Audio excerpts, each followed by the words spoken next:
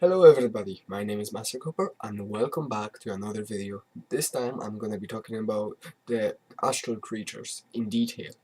This is most likely going to be part 1 out of many parts. So the first one I would like to cover today would be angelic creatures, and I think this will take 1 or 2 videos on its own just to cover the angelic creatures.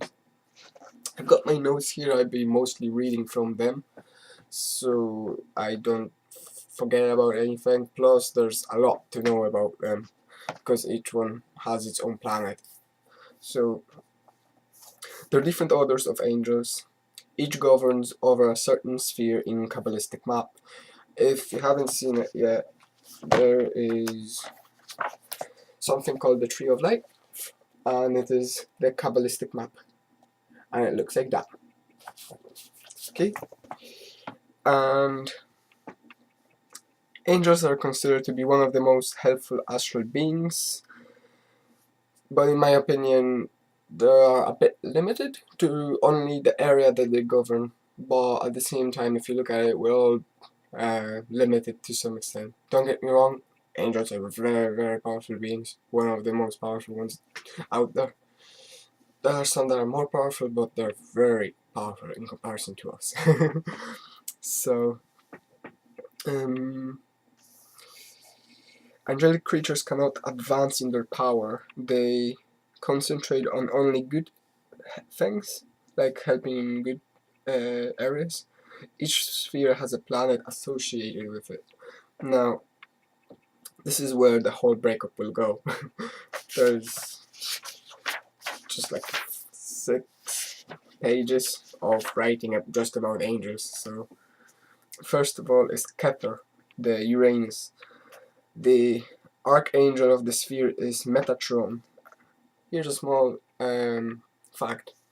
Metatron, well, this is coming from what I've gathered. Metatron used to be actually Enoch, and Enoch was taken into heaven and became Metatron. This is where the Enochian language comes from as well, if you think about it, because Enoch, he was taught the language of angels, and then all of a sudden we find out there's Enochian language. There's a small fact for you. So the Archangel of this sphere is Metatron, and its angelic order is chayoth, ha-Qadesh. Yeah, I'll be massacring some of these names. Beings representing these forces can help the magician in matters concerning presently understood technology. So mostly technology, the technology that we have and their understanding of it, and can also aid him and her in developing new inventions. So, say Leonardo da Vinci, for example, could be a good example of all of that. Koper and Uranus represent intense mental energy, and as a consequence, the entities of these realms possess great intellectual abilities which they can help a magician develop. Frequent contact with angels of Koper and repeated use of this Sephirah, everybody calls them different, but Sephiraphs, let's agree on Sephiraphs, okay? Energies result in a close atonement of oneself with his or her higher self, which is the true goal of all magic.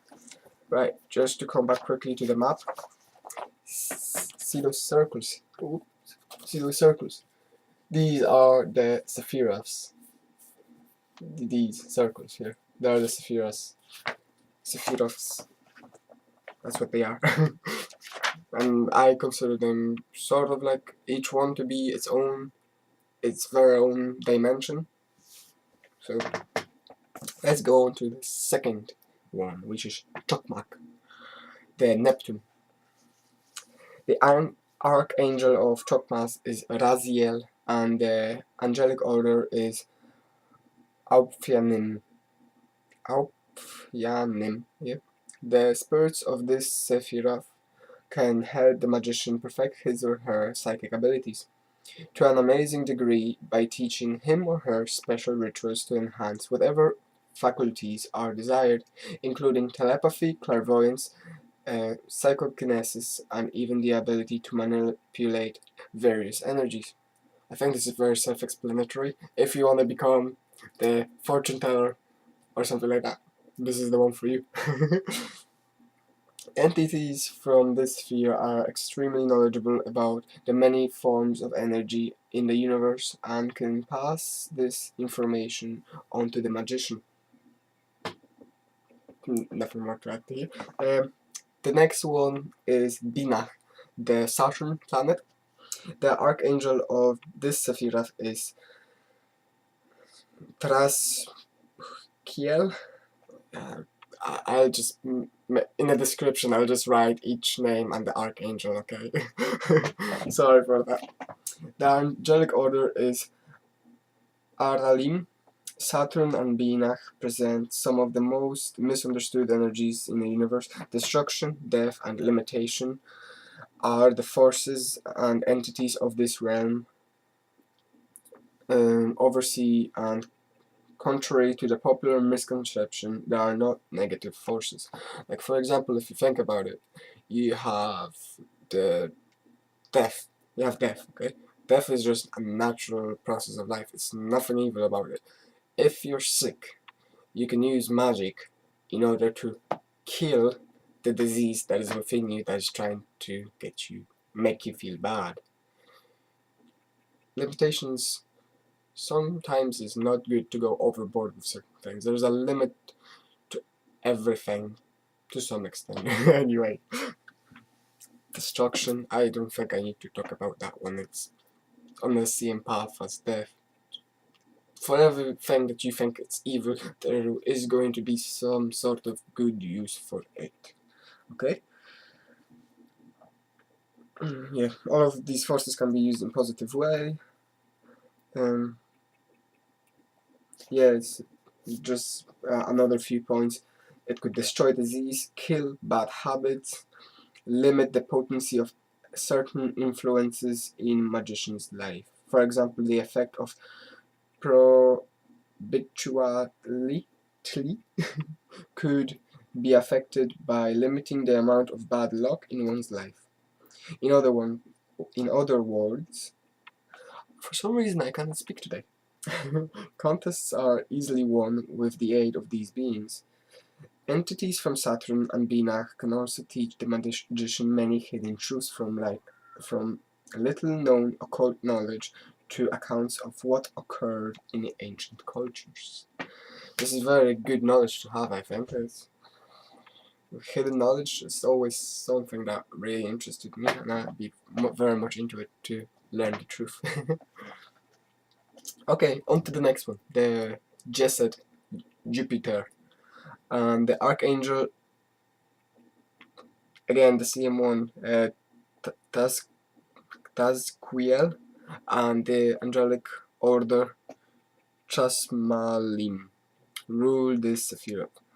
Just as Jupiter was the king of mythological gods and goddesses, and ancient Rome and Greece, the spirits of this realm represent various king-like energies. A magician who works with chesed entities could acquire great riches and material pleasures. These beings could also teach a magician how to rule wisely, whether it could be in a business or a kingdom, and could guide him or her to career success and fame. Over here I could make a comment. They could have helped King Solomon, the wise. I don't know if you've heard of him.